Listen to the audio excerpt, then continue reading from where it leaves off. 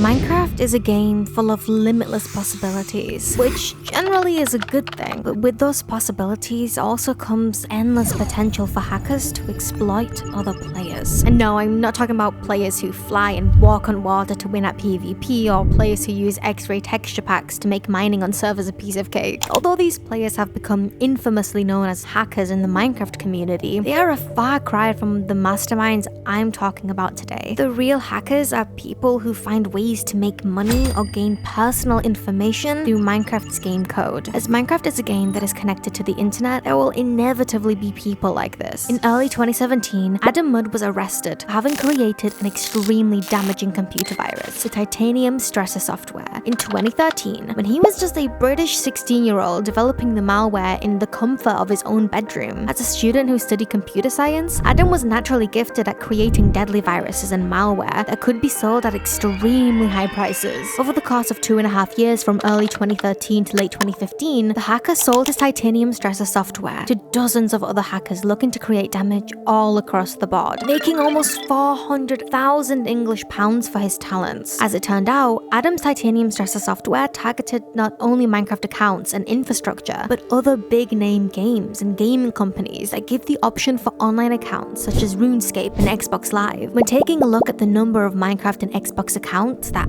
Adam's software destroyed combined, it amounts to about 1.7 million in total. Think about if one day you tried to log on to Minecraft only to discover that some teen in his bedroom had permanently Thanos snapped your Minecraft character into oblivion. Aside from his own profits, Adam personally saw to it that his computer virus attacked on nearly 600 different occasions, even going as far as to target the college he was attending at the time. Outside of video games, the titanium stressor was also used to damage the technology of possibly up to 70 different educational institutions, including the University of Cambridge and the University of Essex. Overall, Adam's software was used by hackers all over the globe, from America to Australia to Russia and to Brazil. Over 650,000 people were victims to his crimes, and some estimates place the total software damages at over £1 billion.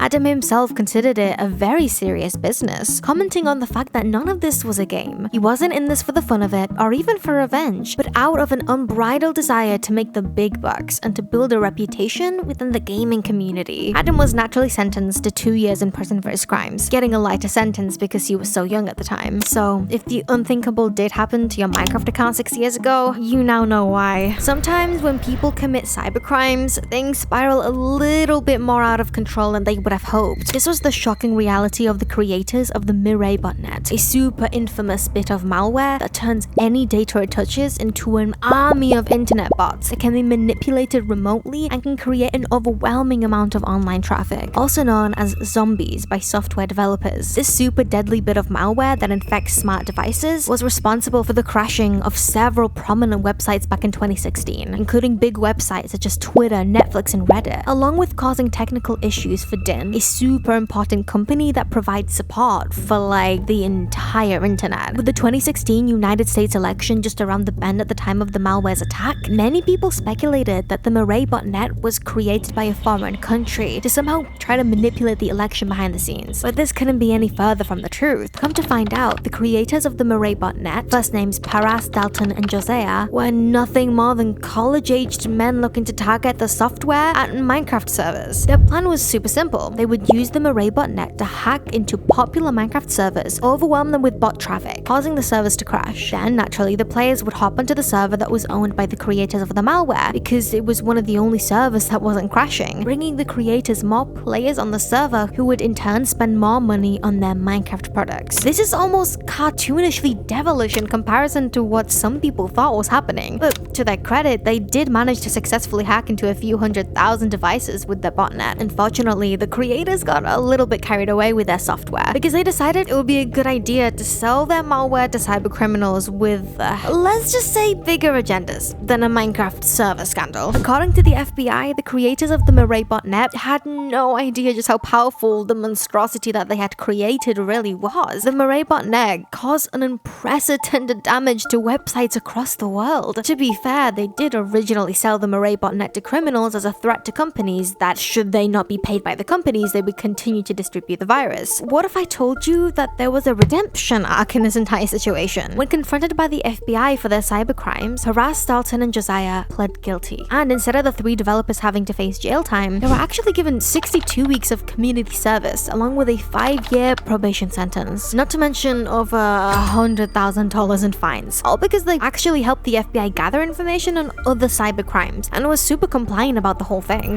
Let me introduce you to our third brilliant hacker and scam artist of the day, Minecraft user OpenHCF, or Graham, as he is known in the real world. Every supervillain has an origin story, and this big-time hacker is no exception to that rule. According to an investigation conducted by the New York Times when talking with some of Open's Minecraft friends, OpenHCF booted up Minecraft for the first time when he was just 10 years old, often playing the game to avoid the stresses of his unpleasant home life. In the years to come, Open seemed like your typical American Minecraft-loving teen who had his own PvP-dedicated Minecraft YouTube channel and loved playing on hardcore faction servers, hence the HCF in his name. But there was something more sinister going on than any of us could have expected. As it turns out, only after a short time of playing the game, OpenHCF soon discovered that he had a knack for scamming other Minecrafters into giving him money. On his YouTube channel, Open amassed thousands of followers and hosted tons of fake giveaways for his fans, often cheaping players out of Minecraft player capes for $50 or Minecraft accounts he claimed to be selling. Due to the relatively high success of his hardcore factions trap videos he made on YouTube, getting hundreds of thousands of total views, Open was also accused by other content creators such as Fastly Crafted for faking his content. Open was also known for not having a very good temper when doing his Minecraft scams. So yeah, there's also that. But you may be wondering, prismarina, this is all well and good, scamming is interesting, but when does the hacking come in? Well, I'm getting to the good stuff. As it turns out, Minecraft was just Open's playground for what he would do later in the world. At the age of 16 in 2019, Open had participated in the cyber theft of over $800,000 worth of cryptocurrency. Although he was not charged for his crimes at the time due to being under the age of 18, a legal minor. You would think that after escaping huge punishment for his crimes, Open might count his lucky stars and not participate in any more criminal activity. But you'd be wrong. Come to find out, in 2020, at only 17 years old, Open actively participated in the biggest scam/hack